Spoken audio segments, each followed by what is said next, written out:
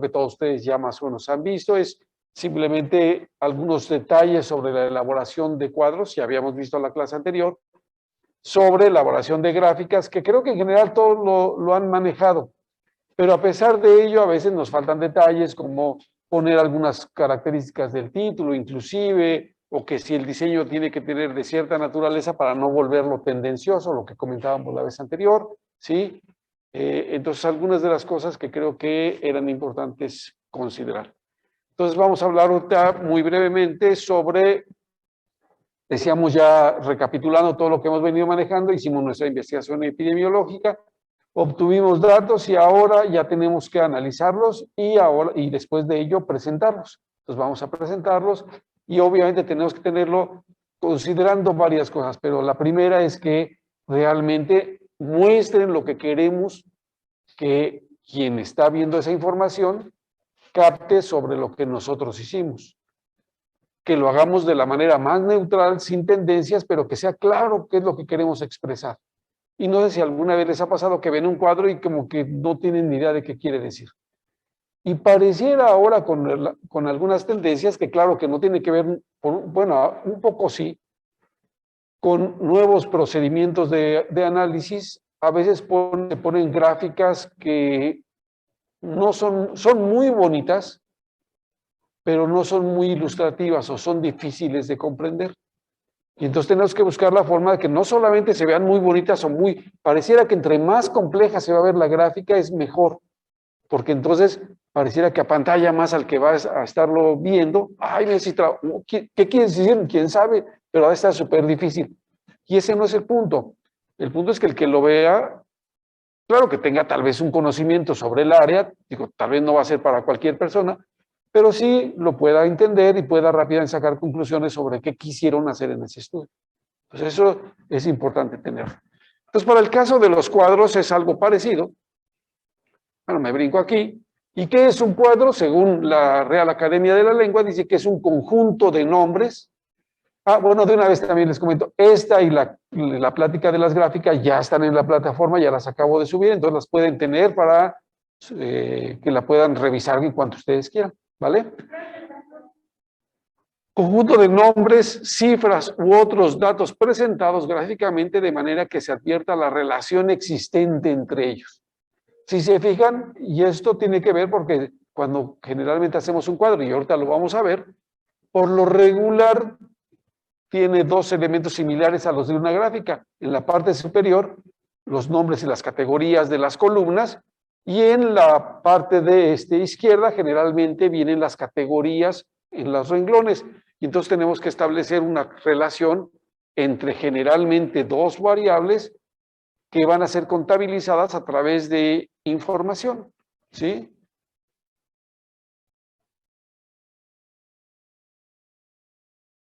Le puedo cambiar, ¿verdad? Bien, es obvio, y creo que no es nada novedoso, un cuadro es una forma de presentar los resultados de un conjunto de datos. Yo tengo datos y ahora los quiero presentar. Bueno, pues no voy a presentar así datos como los que obtuve en un cuestionario. Tengo que ordenarlos, acomodarlos y presentarlos. ¿Qué nos permite? Pues nos permite brindar un panorama general de lo más relevante que nosotros encontramos, pero además ya sumado, ya contabilizado, ya resumido para que sea fácilmente observable. Por lo regular se busca que brinde más información que un gráfico, ¿sí? Sin embargo, ya lo veíamos la vez pasada, el gráfico, su objetivo es que visualmente rápido identifiquemos qué está sucediendo. Aquí tenemos que ser un poco más cuidadosos. Es decir, el gráfico es más visual, es más de verlo rápidamente, y el cuadro es como para un análisis un poquito más detallado. ¿Sí? Básicamente podemos comparar, déjame ponerle aquí el enlace, porque si no, pues, comparar rápidamente cifras y, insisto, visualmente podemos empezar a ver los datos. Y ahí sí, vemos 35.5 y si en la otra columna dice 36, pues vemos que puede ser mínima o no la diferencia. En un gráfico probablemente cosas como estas simplemente no se verían iguales. ¿Sí? Y aquí si queremos más fineza, pues tenemos que, o más bien damos la oportunidad al lector de que pueda observar esas posibles diferencias. Y por lo regular la información, como se pone, de izquierda a derecha. Entonces siempre vamos poniendo categorías, ¿sí? Y ahorita como lo vamos a señalar, habitualmente ponderando de más importancia a menos importancia. No necesariamente, pero es una forma como podemos ir categorizando. Uno de los errores bien comunes, y digo, todos sabemos hacer cuadros, pero que los números menores de 1 deben de estar con un 0 y un punto decimal. Y esto que suena muy obvio, de verdad, créanme que no lo es, porque a veces 0.5 y ponen así 0.5. El punto o la situación es que poner cosas así, si el punto no es claro, podría parecer 5. En cambio, poner 0.5 no entra duda sobre qué valor nos estamos refiriendo. Entonces, este detalle es bien común que, por ejemplo, nos equivoquemos, o por lo menos nos lo pongamos. De ser posible, lo que ya veíamos, ya hacemos un cuadro, por lo regular, por ejemplo, es muy común que cuando hagamos, bueno, está muy chueco, cuando hacemos nuestras líneas, podemos poner número y a un ladito porcentaje entre paréntesis. Por ejemplo, esa es una forma común, no tiene que ser así. Porcentaje o promedio en otra columna o desviación estándar en otra columna, de tal manera que, de ser posible y se necesita, es necesario poner medidas de resumen. ¿Sí? Entonces, ¿cuáles son nuestras medidas de resumen? Habitualmente promedio de desviación estándar, pero ya vimos que a veces no es el promedio y la desviación estándar, tendrá que ser la mediana y los cuartiles. Entonces tendremos que seleccionar qué vamos a poner, ¿no? Ya ustedes saben qué criterios tomar para poner uno o el otro. Poner si hay diferencia significativa, entonces hay que ir poniendo cada cosa dependiendo de lo que necesitemos plasmar. En este caso, si hay diferencia, se puede poner dos cosas. Una de ellas, por ejemplo, es que en la tabla se pone el valor de P, ¿sí? Y a lo mejor se puede poner aquí 0.03, por ejemplo. El lector ya sabrá que esto, en el sentido convencional, ¿qué? ¿Es o no diferente estadísticamente?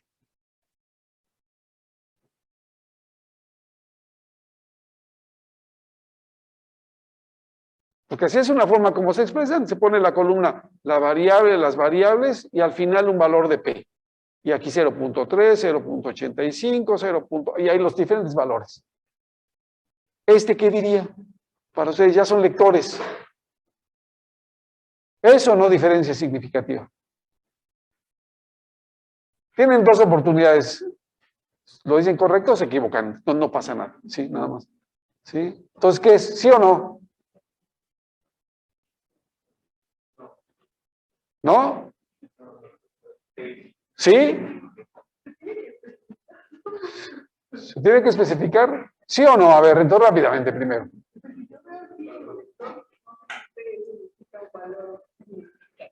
General, bueno, el valor depende de la probabilidad de error, acuérdense, ¿sí? Y ahí les da los valores que se obtuvieron en el estudio, y es muy común que vean cuadros que tengan eso. Si ustedes vieran uno que dice .03, eso no es significativa la diferencia. Claro, dependiendo de lo que habrán hecho, pero ya significa algo el valor de P, o la probabilidad de error. Entonces, a ver qué sí o no. A ver, ahora sí va a haber jalón de orejas. Ay, sí. Entonces, a ver, ¿se acuerdan del ejercicio que hicimos? De los volados. Entonces, en ese sentido, decíamos que la probabilidad de error sí es generalmente, se asume que para que hablemos de que sí hay diferencia o que sí es significativo lo que encontramos, el valor de P debe ser más chiquito de 0.05. Convencionalmente se acuerdan. Por eso hicimos lo de los boleros, para que vean que no es tan fácil conseguirnos éxito con una probabilidad menor del 0.05. O sea, realmente cuesta. Y en ciencia no es que cueste tanto, lo que pasa es que las cosas no las hacemos al azar.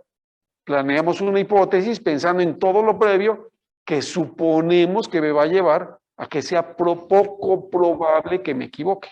Aún así sí me puedo equivocar, esa es una realidad, pero es poco probable, ¿sí? Pero bueno, entonces yo debo de poner valores de P si es que fuera necesario y generalmente a pie de página tengo mi cuadro con sus renglones y sus columnas y a pie de página puedo poner se realizó la prueba de G cuadrada, análisis de varianza, regresión, qué sé yo. Entonces ya debo de especificar con qué prueba estadística obtuvieron esos valores de significancia estadística. ¿No? Entonces, son cosas que hay que ir teniendo. Una cosa que sí es importante, si obtuvimos información de un tercer autor, bueno, pues entonces hay que poner las citas. Y eso sí es muy, muy importante. Y creo que ahora, déjenme les digo que cada vez está siendo mucho más importante. Por ejemplo, ahorita, habitualmente no lo hacían en los artículos que nos publicaban, pero ya en el último que que está a punto de salir, nos mandan un análisis en donde todo el texto lo hacen revisando que no haya habido plagio. Entonces, cada vez eso es más importante, ¿sí? Entonces, dos cosas pueden ser plagio. La primera, que ustedes pongan datos que no son suyos y que los pongan ahí como suyos. Eso es terrible, ¿sí? Esa es una. La segunda es que ustedes escriban un texto de alguien diciendo que es suyo cuando el famoso copy-paste, que la verdad a mucha gente le encanta y yo he visto trabajos de alumnos en donde buscan Wikipedia, la pregunta, ahí está, más se sombrea, se copia y se pega en el otro lado. ¿Sí? Entonces, eso también está bastante penalizado. Y en este ejemplo que les acabo de decir, o sea, hasta se me hacía curioso porque decían, referencia por fulanita, 5 palabras iguales. O sea, pues, tampoco puedo inventar el idioma, ¿no? Pero bueno, lo que sí me parece interesante es que ya está cada vez siéndose más minuciosa una revisión de que la información no vaya a ser copiada y pegada. Que eso a veces pasaba, ¿no? Por ahí inclusive dicen que por un investigador que quiere hacer un artículo, de repente saca sus 5 artículos, copia, pega y hace un nuevo artículo, lo cual pues, no puede ser. Entonces, obviamente que con esos ya hay softwares que hacen búsquedas de textos de otros autores. Si eso pasa, te dice, espera, me estás copiando y pegando y no puedes publicar eso. ¿Sí? Entonces, detallitos como esos, yo sé que ahorita ustedes dirán, ay, ¿a mí qué? Créanme que en unos años eso será lo que ustedes tendrán que tener mucho cuidado para evitar caer en ese tipo de problemas. ¿Va?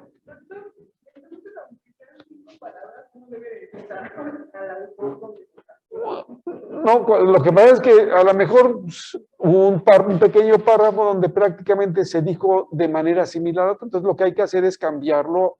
Es decir, el problema no es otras cosas. Cuando ustedes hacen un artículo, lo que tienen que hacer es que cuando hacen su introducción, la introducción es la búsqueda de la información que le va a dar sustento al trabajo que están haciendo, ¿sí? Y obviamente que en esa búsqueda tiene que irse justificando y habrá datos sobre qué pasó, cómo ha pasado y por qué creen que sucedieron las cosas. Lo único que tienen que hacer ustedes es escribir con sus palabras lo que se ha ido encontrando. Pero lo que se ha ido encontrando tiene que estar referenciado de quién lo encontró. Lo que no se puede es decir, hemos visto que el 14% de las personas o de los animales presentan tal cosa, y el autor que encontró ese 14%, lo decía exactamente igual. Porque entonces ni siquiera les costó trabajo de interpretarlo y contextualizarlo para su trabajo de ustedes. Entonces, cuando son 3, 4 palabras, en realidad el problema es mínimo. El problema es cuando les encuentran, que nos ha pasado, y me ha tocado ver a alumnos que presentan, claro que eso implica tiempo, párrafos completos. Obviamente no les voy a decir quién, pero en una tesis que revisé hace poco, pues ponían una cita, a ver, voy a ver la cita. Y el texto era copiado y pegado. Siguiente párrafo. La cita buscaba, copiaba, espérame, eso no puede ser. O sea, entonces tú qué hiciste, dónde tú escribiste algo que tenga que ver con tu forma de pensar para llegar a esa conclusión. Entonces, Créanme que no quiero dedicarle demasiado tiempo, pero hoy por hoy es un elemento que ustedes tienen que tener mucho cuidado. Tienen que tener mucho, mucho cuidado. Tienen una gran ventaja ya ustedes. Ahora sí que otra vez reitero, en mis tiempos, la única forma de titulación, ¿cuál era? No sé si sepan. Tesis, no había otra forma.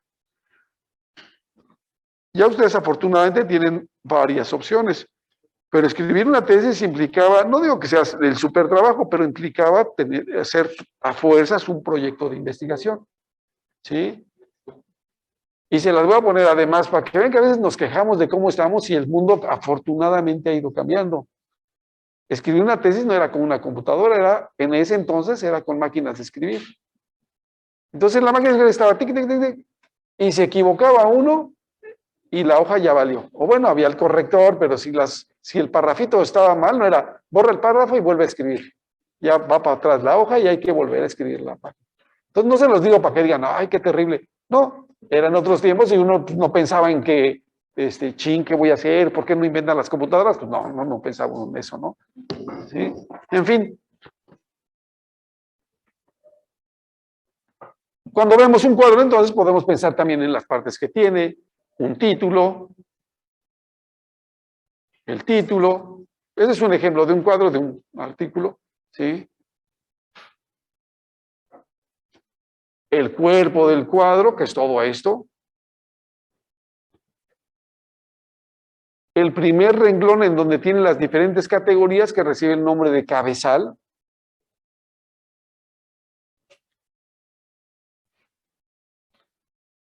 La primera columna en donde están los diferentes renglones que tienen las categorías también, que se llama columna indicadora.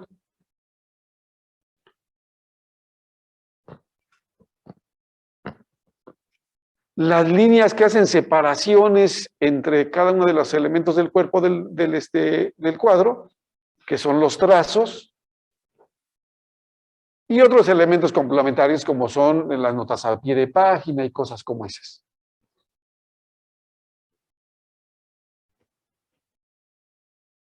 Por ejemplo, en muchas revistas científicas el formato son esos tres trazos. Y la verdad es que a veces nos acostumbramos a que por alguna razón nos gusta ponerle líneas a todo, líneas aquí, línea por acá, línea rayita y hacer todo un... que habitualmente, bueno, pues hay ciertas reglas para llevar a cabo la mejor presentación del cuadro. Que también la parte visual es un punto importante, cuando se ve muy cargado como que no atrae leerlo. El título, lo mismo que en el caso del gráfico que debe tener, pues debe de tener el qué, que es todo esto.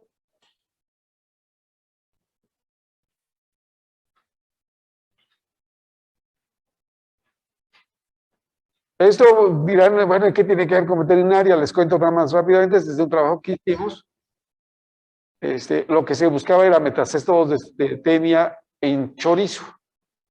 Pero entonces teníamos que, en chorizo de comunidades. Entonces, una de las partes era describir qué eran los ingredientes. Entonces, casi nos tenían viendo las recetas de la elaboración del chorizo, que bueno, ¿qué tiene que ver? Pero bueno, era el punto, ¿no? ¿Sí? Entonces, el dónde y el cuándo. ¿Sí? Entonces, esas son las mismas preguntas que habría que responder en un título también de un gráfico, ¿se acuerdan?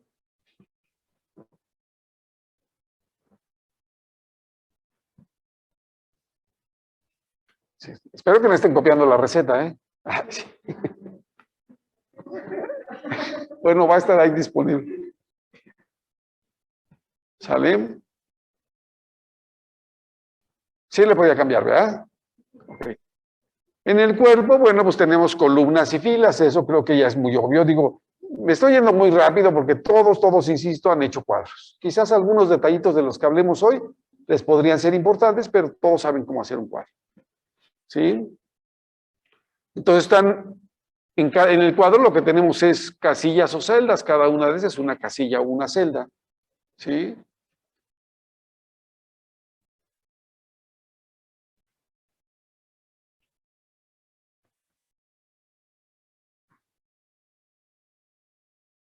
Bien, ¿Qué es el cabezal? Decíamos que es el primer renglón en donde están los nombres o las categorías de cada una de las columnas. Obviamente se encuentra en la parte superior del cuerpo y su objetivo es especificar el contenido de las columnas. Aquí mucho cuidado, por ejemplo, a lo mejor ahí atrás no se ve, pero tiene que ser muy breve el encabezado, porque si no habríamos tocado ver que ponen títulos muy grandes en las columnas y se vuelve un cuadro tototote muy grande, y entonces después eso de pues publicarlo se vuelve complicado. O la otra que se va dividiendo las partes para justificarlo y se vuelve muy gordo el renglón.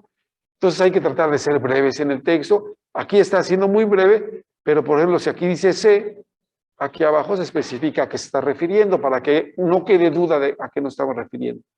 Cuando usamos abreviaturas, pues tenemos que tener a pie de página qué significa cada una, porque el lector a lo mejor no sabe que sensibilidad lo estoy abreviando como SE, o especificidad como SP. O sea, tengo que poner entonces algo que me indique. Por ejemplo, aquí la palabra CAIT, que claro, no estoy en el cabezal, pero nada más está viendo el cuadro en general. ¿Qué es el CAIT? Para alguien, a lo mejor para ustedes sí saben qué es el CAIT. ¿Saben alguien qué es el CAIT? ¿Alguien lo sabe allá en casita? No, doctor. Bueno, el CAIT es de hecho ahí está, miren, léanlo abajo. ¿Sí? Es el complejo agroindustrial de Tizayuca.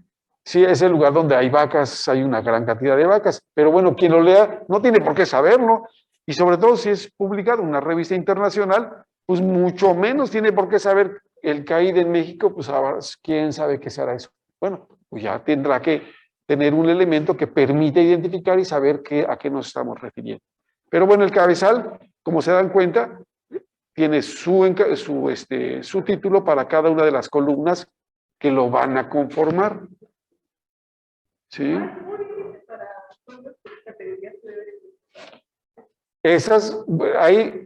La ventaja de un cuadro es que, a diferencia de la gráfica, puede poner mucho más categorías. ¿Se acuerdan que, por ejemplo, en el caso del gráfico de Pi, no podría tener más de 10 categorías? Aquí podemos poner más. Claro que entre más cosas pongamos, más difícil será la lectura del cuadro. Pero ahí nosotros tenemos que pensar cómo lo diseño para que sea atractivo y visualmente me diga lo que más quiero decir. Si hay 20 categorías, ¿tengo que poner las 20?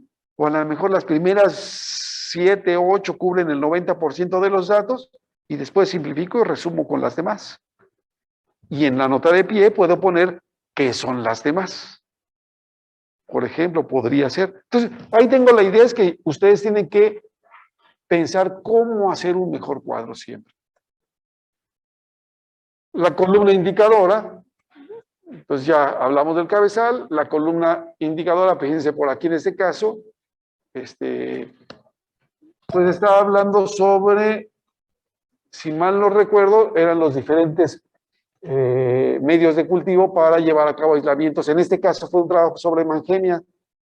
Entonces, si quiero resumir cuáles son las diferentes categorías, en este caso particular, digo, no tiene que ser que para el crecimiento de Mangenia, considerando los diferentes medios de cultivo, bueno, pues los puedo presentar, y entonces cada uno de ellos, en este caso, están planteados así. Déjenme, a veces una de las cosas que debemos de plantear o saber ustedes como autores es esto. Puede ir acá arriba en el cabezal, o esto tendrá que ir en la columna indicadora, porque podrían hacer un cambio de acomodo, pero ustedes tendrán que definir dónde podrá ser mejor visualmente el cuadro, ponerlo en, ¿sí? ¿Cómo queda mejor? ¿Cómo se entiende mejor, no? Cada una de estas va a señalarnos el contenido de las filas, ¿sí? Y hay una cosa importante, que pudiera haber más de una en un mismo cuadro. Por ejemplo, no sé si han visto, a lo mejor, aquí puedo poner género, entonces masculino y femenino. Pero a lo mejor estoy hablando de varias comunidades, entonces a lo mejor puede ser esta comunidad A, masculino, femenino, en la comunidad B. Es decir, podría poner o repetir las mismas categorías y poner más de una categoría en un cuadro, pero yo ahí, nuevamente, son ustedes los que van a hacer el diseño de lo que van a evaluar.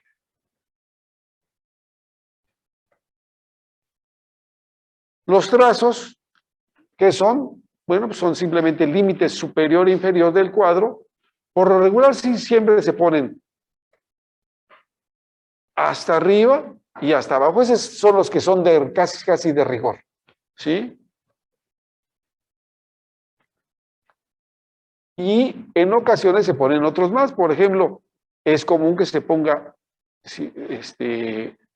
después de nuestro cabezal, poner la línea que nos divide el cabezal del cuerpo del texto. Cada vez es menos común que se pongan líneas para cada uno de los renglones o cada una de las filas. Y yo insisto, es bien común que a la gente le encanta poner muchas rayitas para que se vea como que se separan. Y muchas rayitas verticales y horizontales. Y eso prácticamente cada vez es menos usual. ¿Sí? Entonces aquí lo decía. En este caso, por ejemplo, para la mayoría de las revistas científicas son 3 trazos los que se ponen habitualmente y circunstancialmente alguno más.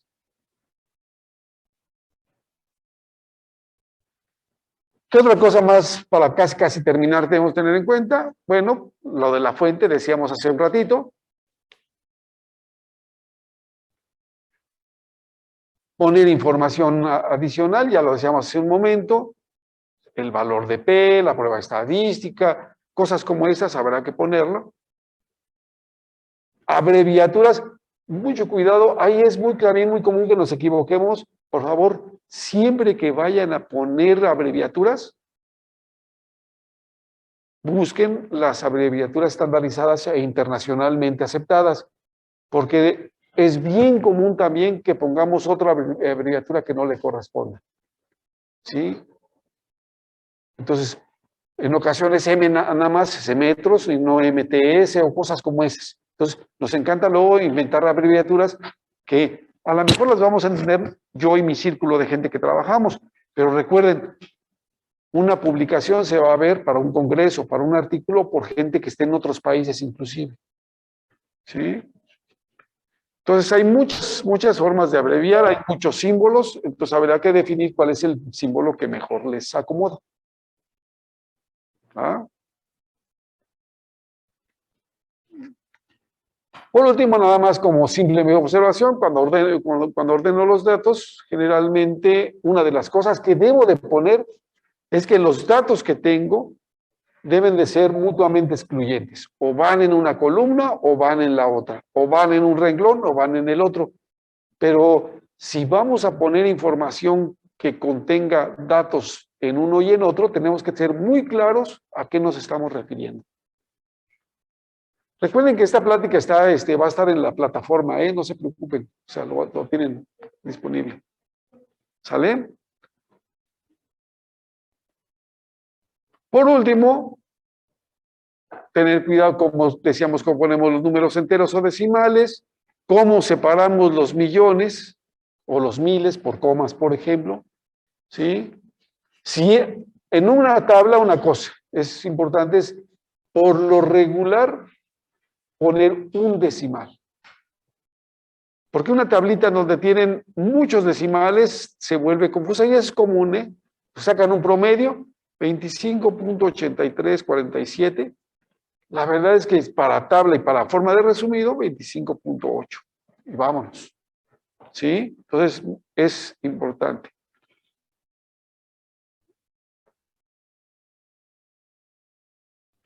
Bien. No hay que redondear si con esos datos el lector va a poder sacar después operaciones posteriores, o sea, ecuaciones posteriores, porque entonces ahí puede haber un margen de error.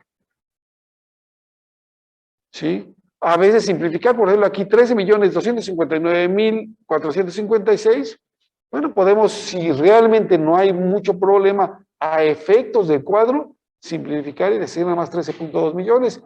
O inclusive otra forma común es, por ejemplo, en el encabezado poner, sabemos que aquí tengo el encabezado, y el encabezado me simplifica no repetir la palabra millones, por ejemplo. Total, y aquí entre paréntesis, millones. Y aquí ya nada más tengo que ponerle 13.2. Y no tener que ponerle 13.2 millones, 4.5 millones, y la palabra millones, repetirlo en cada uno no tiene sentido. Y lo mismo pasa en tasas, déjenme les digo, por ejemplo, algo que hemos visto, tasa mortalidad. Bueno, me faltó espacio, imagínate que está la rayita más abajo, y aquí lo que puedo poner es el factor de multiplicación, ¿sí? Por 10,000. Y entonces sé que todos los valores que tengo es la tasa de mortalidad por 10,000, y si pongo 5.2, el que lo lea dirá, ah, es 5.2 muertos por cada 10,000 habitantes en este lugar que está descrito en la primera columna. ¿No? Y si se fijan, de aquí ya nada más pongo 5.2, 4.8, 2.5, y entonces el que lea sabe que es la tasa de mortalidad por cada 10,000, 1,100, por lo que fuere. Lo que sí, acuérdense, entonces todos van a ser el mismo factor de multiplicación, en este caso. ¿Sí? Mucho cuidado, usar porcentajes así es confuso. ¿Cuánto es el 0.00035%? Es confuso. Y de hecho, a ver, por ejemplo, en la tarea que ponían, se los puse bien, pero cuando decía la mortalidad y decía 0.008, 0008, me parece, no, 008, ¿se acuerdan de ese valor que por ahí obtuvieron? Y muchos pusieron resultado 0.8%. ¿No hubiera sido mejor 8 muertos por cada 1,000? Y ya que se los puse bien porque realmente es el mismo resultado. Pero, díganle a alguien, oye, ¿cuánto es el 0.8%? Y le va a costar trabajo. Pero decirle algo, en una población de cada 1,000 personas se mueren 8, lo entiendo rápido. Entonces, ¿cómo puedo explicar para que sea rápidamente entendible, no? Y no nada más matemáticamente correcto. ¿Sale? Sí, no sé si con eso queda claro por qué 0.8%, porque no ni siquiera es 0.8%, como que interpretarlo es un poquito más complicado. ¿Va? Y ya no sé, ya los veo como que este tema, yo sé que ese tema así como que, ay, ya me lo sé, ya, a ver a qué hora se acaba, ¿sí? Básicamente lo que quería comentarles, no tengan preguntas o dudas. Voy a dejar de compartir para los que están en casita y me hicieron una pregunta aquí sobre, déjenme ver ahora dónde está la...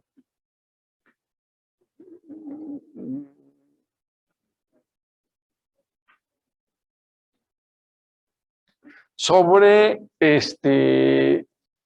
la mediana en datos agrupados. Entonces, aguántenme tantito, nada más lo vemos y vamos a entrar con un tema nuevo después de esto. Distribución gráfica.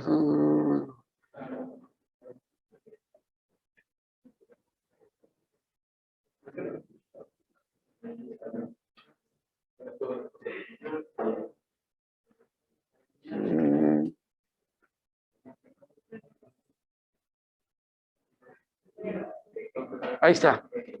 Entonces déjenme.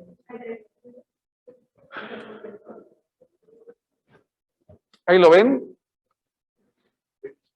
Entonces la pregunta era.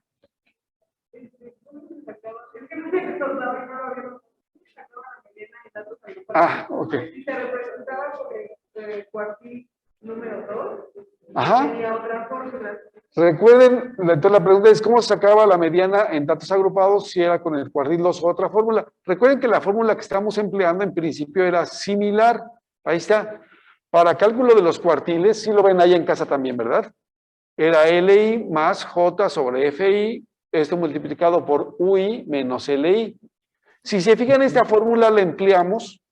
Doctor, es que no nos está compartiendo pantalla. Ah, eso, qué bueno que me dice, ya ve. Y no crean, no es la primera vez que me pasa. Pero, como sé que me avisan, ya no me preocupo demasiado, pero ahorita le comparto, espérenme un segundo. Ahí está.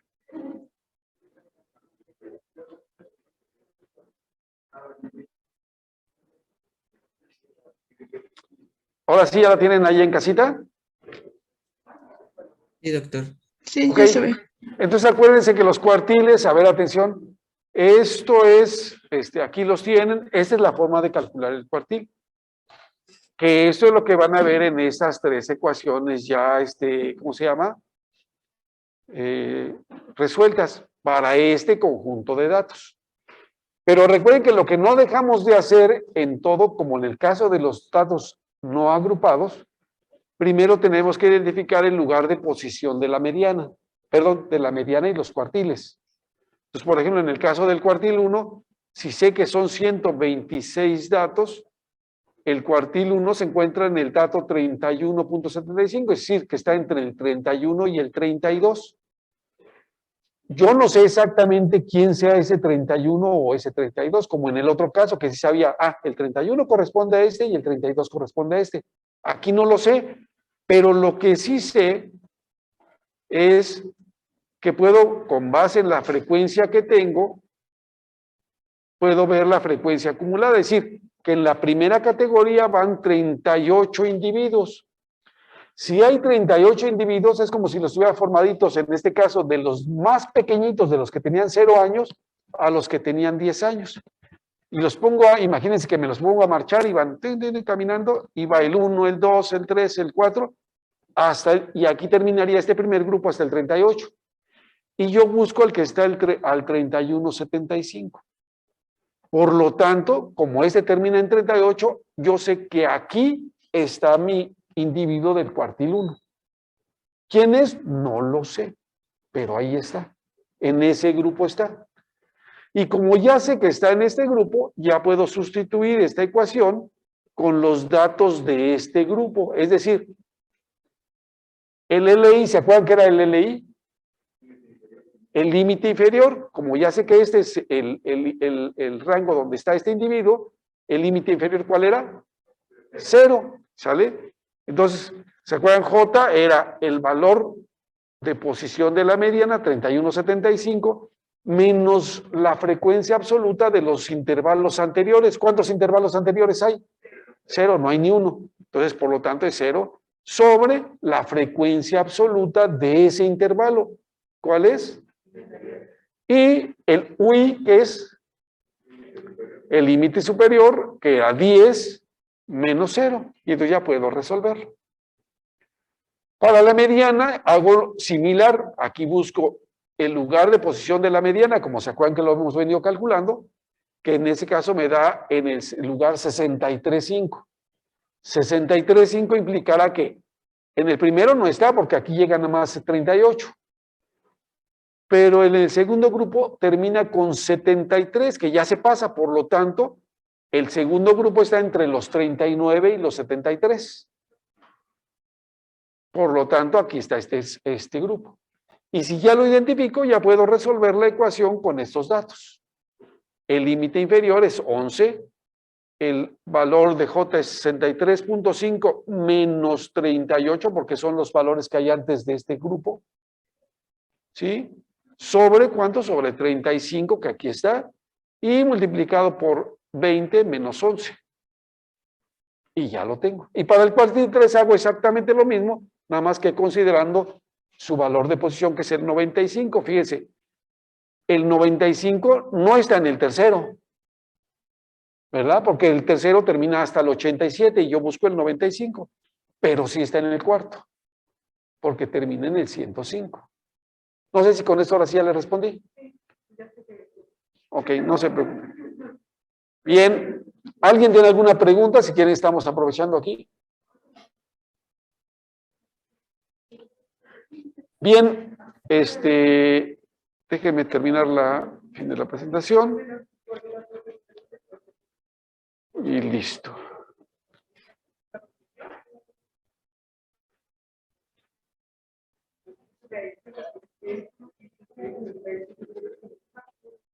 Preguntas, dudas, sugerencias. ¿Nada? Bien, vamos a ver el día de hoy un tema que creo yo que es bastante interesante, creo yo, que es el de investigación de epidemias. Y de hecho, de alguna forma, ya hemos adelantado en cuando vimos canales índice endémicos. ¿Sí? Entonces, ahorita sí, de hecho, el ejemplo que sale no lo hemos hecho, si quieren lo ejercitamos para que recuerden otra vez eso, pero si ya lo hicimos, pues nos brincamos, no hay problema, ¿no? Y cuando hablamos de epidemias, todo el mundo, digo, creo que en los últimos 2 años ya esa palabrita nos tenía hasta el copete, ¿no es cierto? Así de que, ay, ya que se acabe esta mendiga epidemia. Bueno, esta pandemia ya, pero era una epidemia, ¿sí? Pues ya estábamos hartos y la escuchamos por aquí y por allá, pero además esa palabra les encanta y la hemos visto en películas. Si le han leído libros sobre eso, hay libros sobre eso, ¿sí? Entonces hay varias cosas que nos hacen ver este tipo de problemas. Es algo que llama mucho la atención. Y cuando hablamos de epidemias, no necesariamente nos estamos refiriendo a esto, ¿sí?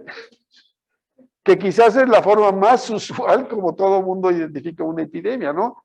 ¿Sí? Yo no sé, yo no entiendo, ¿cuántos de ustedes son fans de las películas de zombies? ¿Sí? Y supongo que han de ver la de Walking Dead, han visto todas las temporadas. Fíjense que yo no pude aguantar ni el primer capítulo. No, y les soy honesto, varias cosas. Si quieren hacemos un pequeño así como que, porque me parece que es interesante, porque en la cultura popular como que esto es lo que mucha gente identifica como epidemia, ¿sí? Y el punto es que no sé si, aunque ya cambiaron un poco, pero tradicionalmente en las películas y en las cosas de zombies, todos los zombies caminan chuecos, no sé si se fijan, así caminan todos chuecos, caminan lento, a los que corretean caminan y corren bien, y corren, van rapidísimo por aquí y por allá, y el zombie siempre lo tienen aquí pegadito, o sea, va lento, pero casi siempre los alcanza, y va lento y casi siempre lo... Entonces, ¿qué pasa? Pues nadie sabe, pero bueno. Por ahí, me acuerdo que la última película que sí llegué a ver, la verdad ni me acuerdo cómo se llama, dije, lo voy a ver porque total, ¿sí? Era una, a lo mejor se saben, una donde como todos los zombies muerden, y al que muerde se convierte en zombie. Pero se convertía como a los 5 minutos empezaba y ya otra vez y se moría y se convertía rápido. Y entonces, si lo viéramos desde el punto de vista médico, o sea, quizás tratando de ser un poquito más críticos, pensemos, ok, lo muerde y le transmite lo que le tenga que transmitir. ¿Sí? ¿A qué velocidad de reproducción tendría que estar ese virus para que en 5 minutos invadió al individuo y ya lo despertó y ya está listo para empezar a atacar? O sea, ¿cómo tendría que ser? O sea, sería un virus que en cuestión de milisegundos y ya invadió todo el cuerpo. Entonces, simplemente eso sería poco factible. Déjenme decirles que de alguna manera, si lo vemos en ese ámbito popular, alguien ha hecho esa analogía, no con zombies, sino en famosos libros sobre vampiros. Es algo parecido, similar a esa transmisión a través, no con rabia, sino con que se vuelva a convertir el otro también en vampiro, en una forma similar a esta. ¿Sí? Pero no solamente, bueno, que ya la posibilidad de transmisión tan rápida sería poco probable. ¿Sí? Hay una película que seguro la han visto ustedes, que ahorita que estuvo en boca de todos, el actor que le dio su cachetada al otro. La de Soy Leyenda, ¿no? Que deja de decir que la otra vez que lo estaba comentando yo decía Soy Historia y todo el mundo se empezó a reír. Bueno, pues ya ahora sí el tipo ya es historia también, pero bueno. El punto es, ok, ya se convirtió en zombie. Y entonces los zombies lo único que hacen es se alimentan de vivos porque no se alimentan entre ellos. Que en general, sí, en eso así es, ¿verdad? Okay. Pero tampoco se alimentan de ellos porque nada más les dan una mordida. Porque si se alimentaran de ellos, pues los dejarían huesitos y ya no hubiera más zombies, ¿no? Entonces nada más le dan mordida. Con una mordida tienen energía para vivir toda la vida moviéndose en la noche. ¿Sí? Bueno, entonces, ¿de dónde sacan energía para estarse moviendo todo el tiempo? Porque tienen que tener energía para hacerla, o sea, ¿sí? Si además ni siquiera se comen al otro, nada más lo matan, o sea, nada más le hacen la maldad, ¿sí? ¿Sí? Entonces, quizás, yo espero que con esto no los diga, sí, ya me echaron a perder mi gusto por... Sí. Pero bueno, el punto es que independientemente, alguna cosa sí es interesante, que es, pues se supone que ahí hablaríamos, y sin entrar ya demasiado en detalle, ese famoso R0, que para ellos prácticamente sería, uno puede infectar a los que se tenga posibilidad de morder, ¿no? Y prácticamente la tasa de infección es del 100%, porque al que muerden prácticamente se le pasa, ¿no? Entonces, algunas cosas podrían ser rescatables, pero muy, pues claro, en esa parte fantástica nada más, ¿no? Ok. Bien, lo cierto es que en la historia de la humanidad ha habido epidemias, muchas epidemias, ¿sí? Y si hablamos en la actualidad, cuando se identifica una epidemia, lo primero que tenemos que saber es qué es una epidemia. Y se acuerdan que ya habíamos hablado, ¿qué es una epidemia?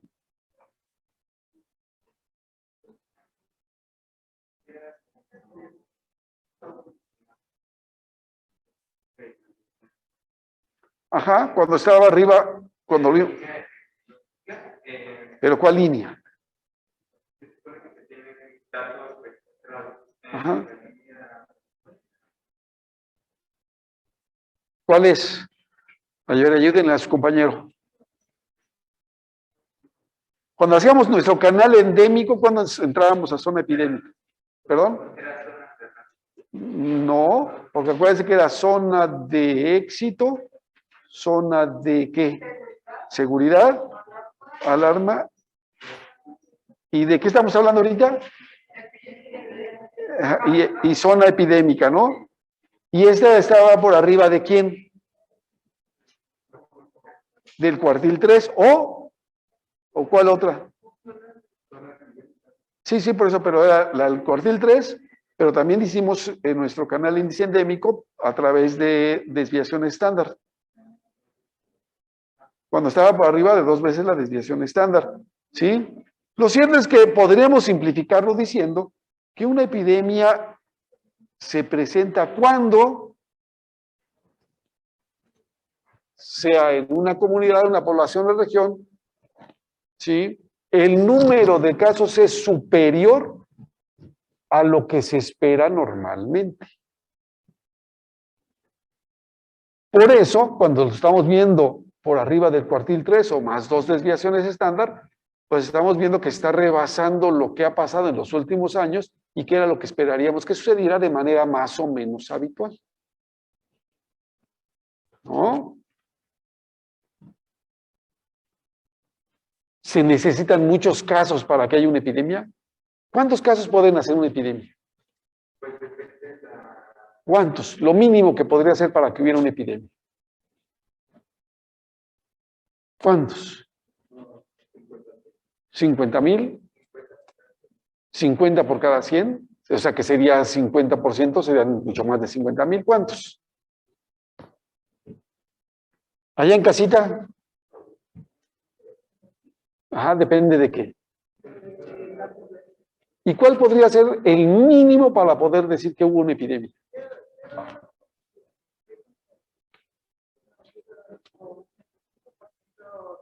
El 85, imagínense, en México serían, si separamos de personas, serían 85 millones de personas. ¿Ah? Lo mínimo, bien, lo que dice compañero, podría ser un caso. ¿Sí o no? ¿Qué opinan los demás? Ok, ahora sí que en qué caso podría pasar ese caso. ¿O en qué situaciones? Eso podría ser, aunque quizás no sería la forma más común de presentación, pero sí podría ser. ¿Sí? ¿En qué situaciones?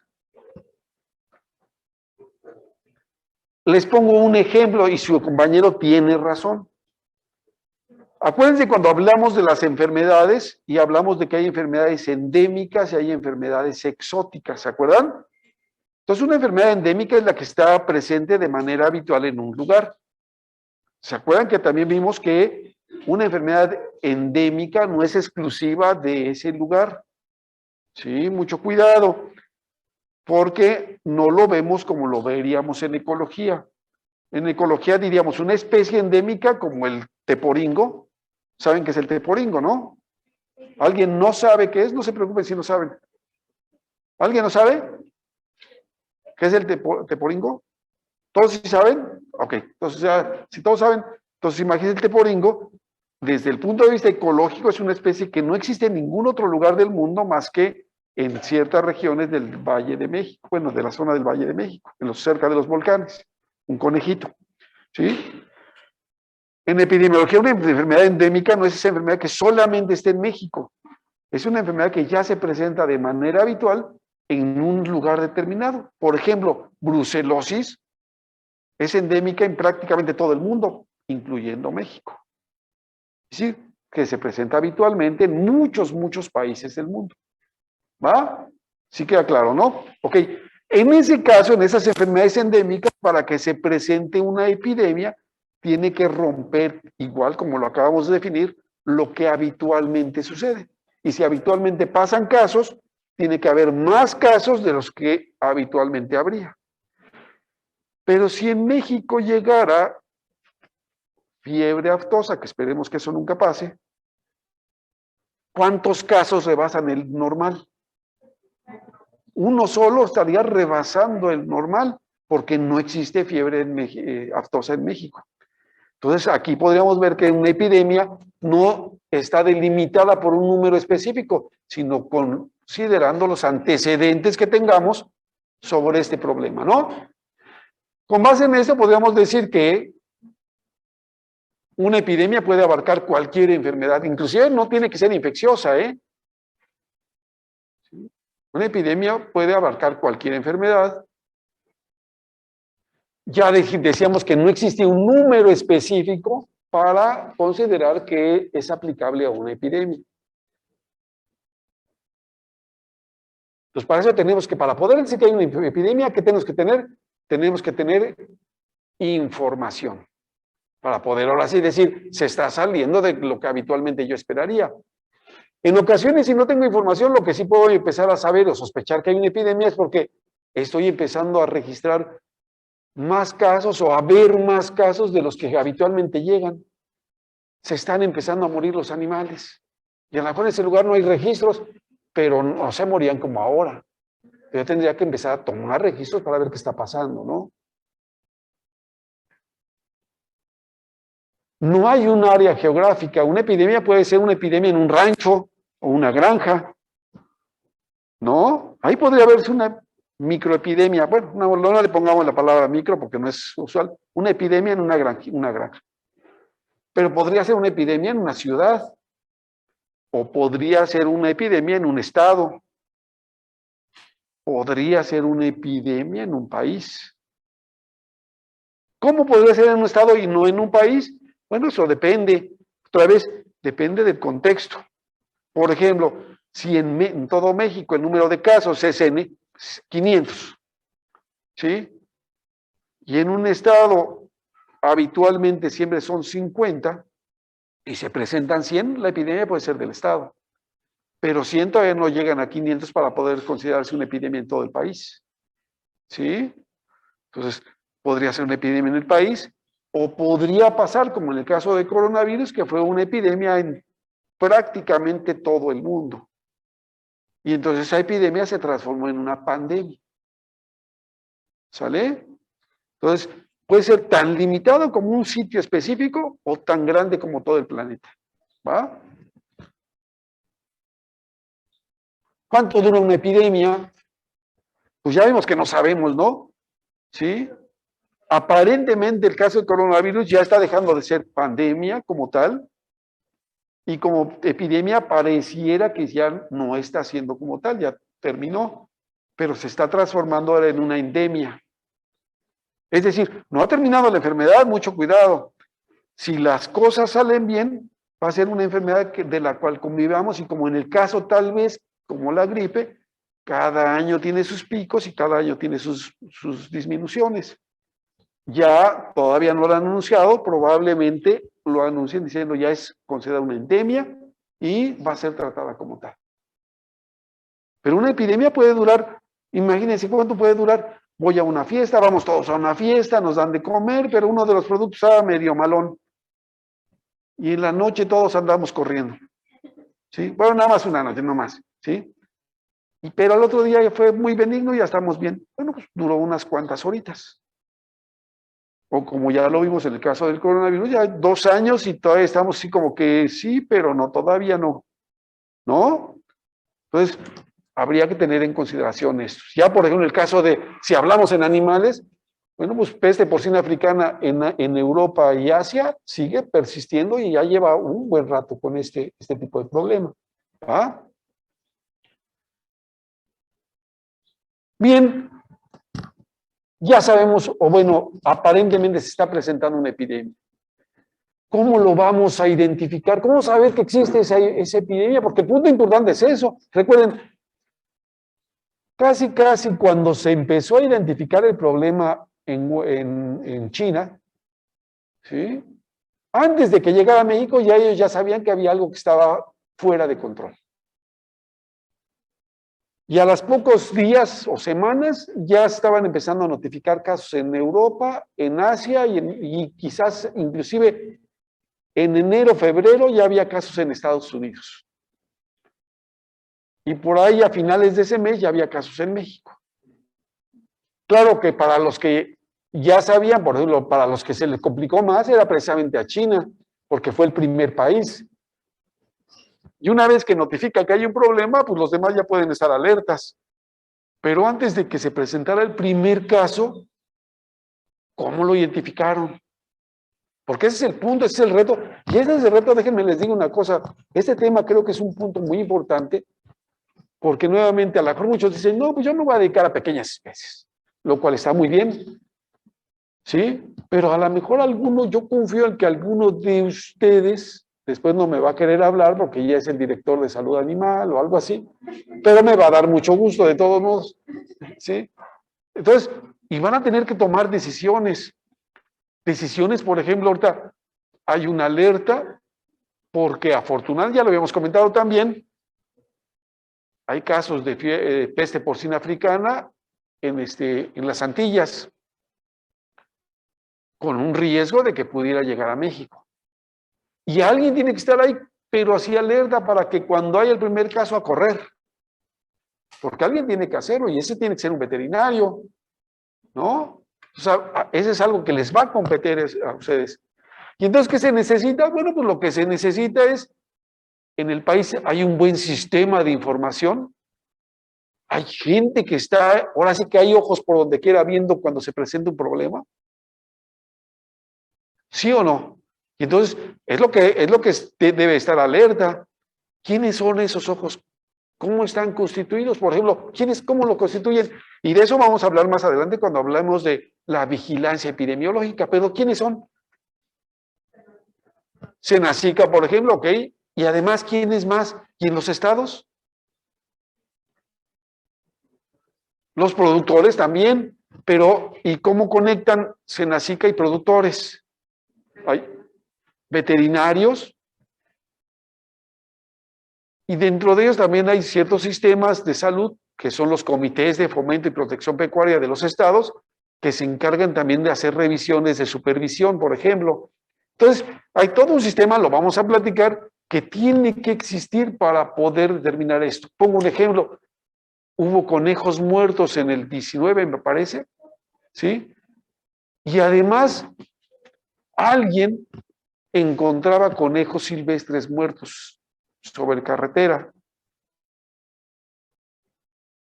Probablemente a la persona común pues va manejando, o bueno, si es que lo ve mientras va manejando, un conejo muerto, se sigue. ¿Sí? Pero alguien tendrá, caray, ¿qué es eso? Y pues, si sabe que hubo otro, ay, caray, entonces vamos a hacer un análisis. Porque si lo dejo y no hago nada, a lo mejor cuando ya quiera hacer algo es porque ya han pasado 6 meses y olvídense, ya aparece entonces, ¿sí? Pues probablemente sea muy tarde para solucionar muchas cosas, ¿no? Entonces, esto tiene que existir. En México hay un sistema de vigilancia epidemiológica que lo que se busca es que sea lo más oportuno y adecuado posible. ¿Que tiene fallas? Seguramente sí, pero el punto importante es que pues, estén alertas y creo que me atrevería a decir que en lo general nuestro sistema de vigilancia epidemiológica es bastante bueno considerando muchas otras cosas. ¿Sí? Ya lo decía ahí su compañero, pero no solamente ellos, también otros sectores, los productores, los transportistas de animales, ¿sí? La gente que tiene animales nada más, por ejemplo, en el caso de enfermedad hemorrágica viral con los conejos, no el de ahorita, sino el que se pasó hace 20 a 30 años. Bueno, pues todos los dueños y propietarios de conejos en sus casas fueron partícipes para tratar de erradicar el problema. Entonces, hay toda una serie de personas, insisto, cuando hablemos de vigilancia epidemiológica, veremos que son responsables muchos sectores de la sociedad para decir aquí está pasando algo. ¿Sí?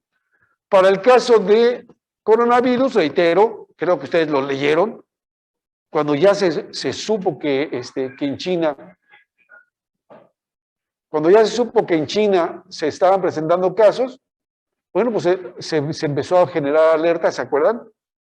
Que en los aviones, si había gente que presentaba un cuadro clínico similar a X o algo así, y si venían de China, se les preguntaban los antecedentes de dónde habían estado, cosas como esas. Después no solo de China, sino, por ejemplo, todos que viajaban a Italia, era con quien se hacía mucho cuidado para saber si habían estado en contacto o no habían estado en contacto, si presentaban cuadros clínicos, cosas como esas, ¿no? Ok. Si ya sospechamos, imagínense, pensemos, fiebre aftosa en México, que insisto, ojalá y no suceda. Bueno, pues la primera alerta será alguien, un veterinario, empieza a ver animales que están mal, que están babeando, que tienen cialorrea, que tienen dificultad para caminar, pues seguramente harán la primera notificación, van los servicios de veterinarios, toman muestras, hacen una, ¿cómo se dice? Una cuarentena precautoria. ¿Han oído hablar de eso? ¿Sí? Entonces, que nadie se mueva. Una cuarentena implicará que, ¿sabes qué? Se cierra aquí, nadie se mueve, nadie sale y nadie entra. ¿Hasta qué? Hasta que tengamos un diagnóstico. Si sale negativo, hagan de cuenta que aquí no pasó nada y nos vemos y bueno, listo. Sale positivo, pues se tomará la siguiente medida. ¿Sí? Entonces, tendrá que hacerse, una vez que se identifica un posible problema, una confirmación del diagnóstico. ¿Cómo va a ser el diagnóstico clínico? Por ejemplo, en el caso de fiebre aftosa, a lo mejor es un cuadro leve y podría ser fiebre aftosa o podría ser otra enfermedad, estomatitis vesicular. Si hay diferencia, ¿no? Porque no es lo mismo que fuera una cosa que es endémica y la otra que es exótica. Entonces tendrá que hacer probablemente una prueba de laboratorio. Prueba de laboratorio, era estomatitis, ¿sí? No, era fiebre aftosa, pues a correr todo el mundo. ¿Por qué a correr? Porque estos animales, ¿cómo se infectaron? ¿No? Tendrán que me hicieron la pregunta, ¿compraron animales? ¿Tienen productos de otro lado? ¿Qué pasó aquí? Pero no solo eso, ¿qué otra pregunta harían? ¿Dónde estuvieron los animales? ¿Y qué más? Pero además, acuérdense, ¿con quién tuvo contacto? Muy bien. Pero acuérdense que si estamos hablando del tiempo y la enfermedad también está en el tiempo y estamos parados aquí, si yo veo con quién tuvo contacto, estoy tratando de irme hacia el pasado para saber de dónde vino, que será muy, muy importante. Pero ¿qué otra cosa también será importante?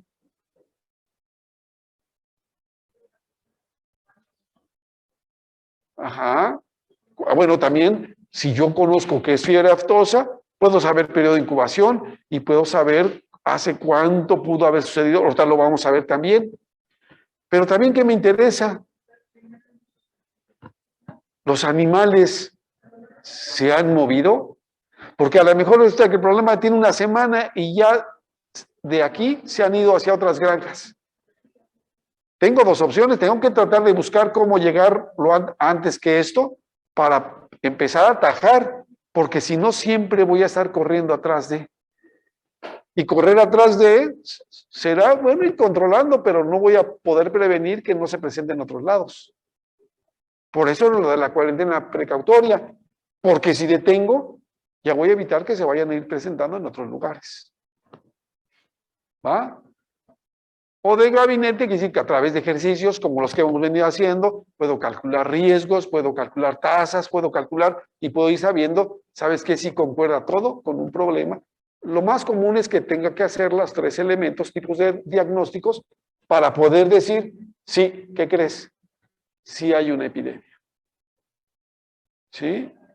¿Ok? Un punto importante es la definición operacional del caso. ¿Qué será eso de definición operacional del caso? ¿A qué le refiere eso?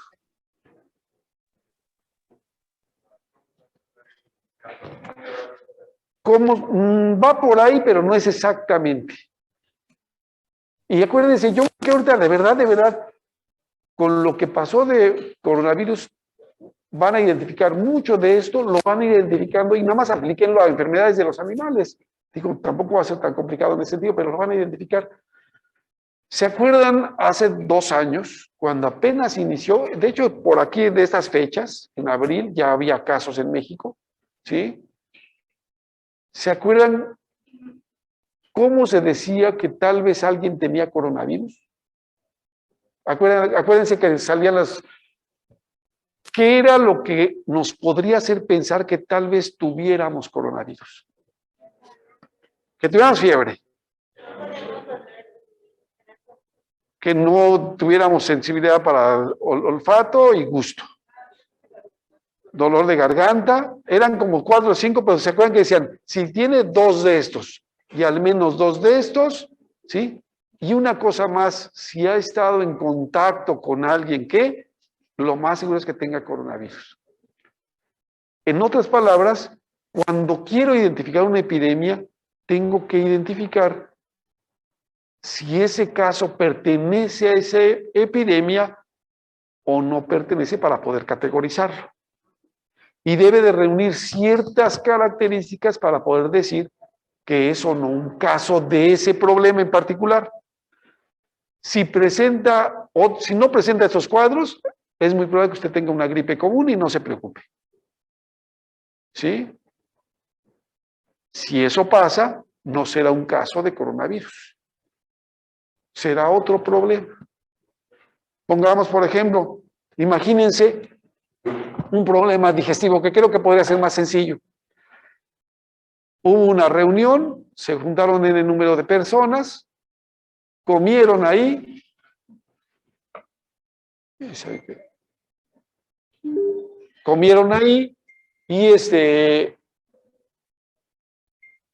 y varios se enfermaron.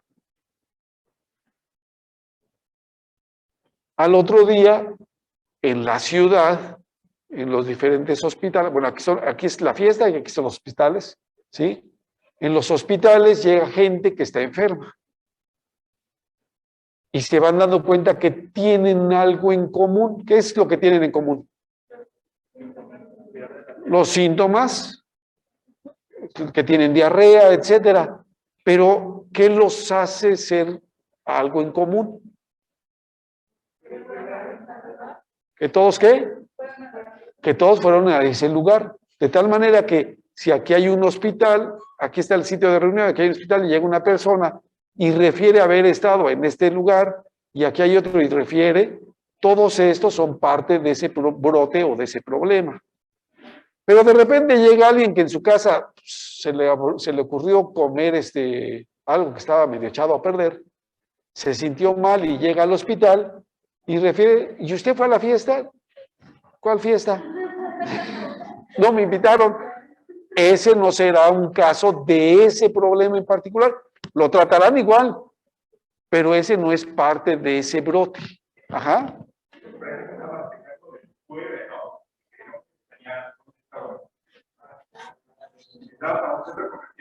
Ajá. Ok, entonces sí queda claro lo que va haciendo. Voy a poner un último ejemplo de un brote que, de hecho, inclusive, déjenme les cuento rápidamente la historia. Sí me escuchan allá en casa, ¿verdad? Sí. Ok. Imagínense, hubo un problema en Estados Unidos hace ya muchos años, ¿sí? En donde, bueno, ellos tienen una tradición con las personas que van a pelear a guerras. Y ellos hacen sus reuniones de legionarios. Resulta que en una de esas reuniones, bueno, tuvieron sus reuniones, estuvieron en un hotel determinado, y al terminar, pues cada quien son gente que iba de todos los diferentes lugares de la Unión Americana. Y a los días se empezaron a enfermar de problemas respiratorios. Y obviamente llegaban a hospitales de diferentes estados de la Unión Americana. Eran puros viejitos que pues, tenían problemas respiratorios, ¿sí? Y cuando se vio, o cuando se llevó a cabo el estudio, se veía que tenían un cuadro clínico parecido, pero el elemento que tenían en común ellos era que habían estado en la convención de legionarios. Y entonces a partir de ellos se determinó que eso había sido un brote, y el caso era una persona mayor que había sido legionario, y que había estado en ese lugar. Entonces era la parte que lo identificaba. Tan fue así, ya para no hacerles el cuento largo, se hicieron estudios en el lugar donde habían estado y se encontró una bacteria que estaba en los aires acondicionados, en el aire acondicionado. ¿Sí? La bacteria terminó recibiendo el nombre de Legionela. ¿Sí? Y nada más para comentarles, entonces aquí la definición operacional del caso era una persona que presentara un cuadro clínico X, X y Y, pero que había estado también en ese lugar en particular. Eso era la definición de un caso. Si por alguna razón hubiera llegado otro viejito ahí, ¿sí? Con un problema respiratorio, pero no hubiera estado en ese lugar, era un caso independiente de este brote. ¿Va? Ahora sí creo que queda claro, ¿no? Bien. Entonces, déjenme borrar aquí porque así es un relajo aquí. Eso. Entonces tenemos que, dentro del caso, determinar características de qué edad tienen en común, sexo, ocupación, fin zootécnico para el caso de nosotros, si hay algún tipo de unidad de producción pecuaria que tiene que ver, ha habido movilización, se han aplicado vacunas, qué características tienen en común los que puedan haber compartido este brote. Bien, saben que ya llevamos bastante tiempo, no hemos tomado receso y ya vi que algunos están bien cansaditos. ¿Les parece que nos tomemos 10 minutitos? Sí, porque así no, ya va que hasta yo me voy a dormir. 10 minutos y continuamos, ¿les parece? Sí, doctor. Órale, entonces 10 minutos, no se me cuelguen, por favor.